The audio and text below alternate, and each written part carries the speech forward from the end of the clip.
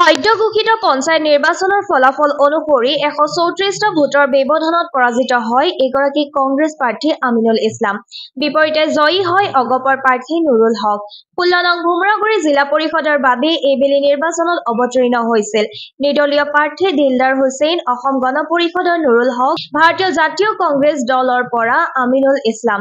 স্বাধীনোত্তৰ কালৰ পৰাই তেজপুৰৰ ভোমৰাগুৰি জিলা পৰিষদৰ আসনখন কংগ্ৰেছে দখল কৰি আহিছিল। এইবেলি অগপ আৰু কংগ্ৰেছ প্ৰাৰ্থীৰ মাজতে নিৰ্বাচনী যুঁজ অনুষ্ঠিত হৈছিল। শেষ মুহূৰ্তত ঘোষিত ফলাফল অনুসৰি জয়লাভ কৰে অগপৰ নুৰুল হকে। অতদিনে কংগ্ৰেছৰ দখলত থকা ভোমৰাগুৰি জিলা পৰিষদ কংগ্ৰেছ মুক্ত কৰাত অগপ সফল হোৱাক লৈ অগপৰ লগতে মিত্ৰ দল বিজেপিৰ ভিতৰ চৰাটো আনন্দৰ জোৱাৰ উঠে।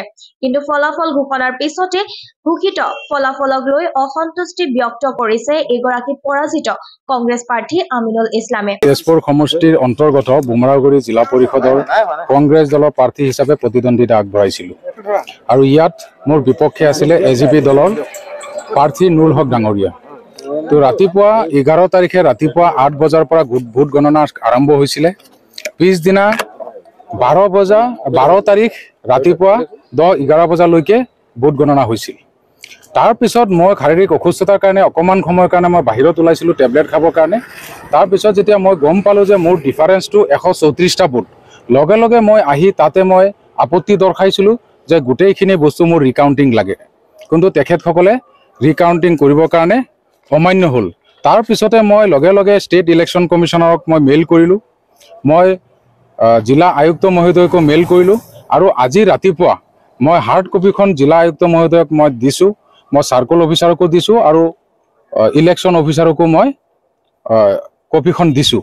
আপোনালোকে চাওক, মোৰ ডিফাৰেঞ্চটো হ'ল 134টা ভোট, ইয়াত ৰিজেক্ট হৈছে 3038টা ভোট। গতিকে মই বিচাৰিছোঁ অন্ততঃ গোটেইখিনিও যদি ৰিকাউণ্টিং নকৰে, অন্ততঃ ৰিজেক্ট ভোটখিনি মোক ৰিকাউণ্টিং কৰি দিয়ক, সেই হিচাপে মই দাবী দৰ্শাইছোঁ।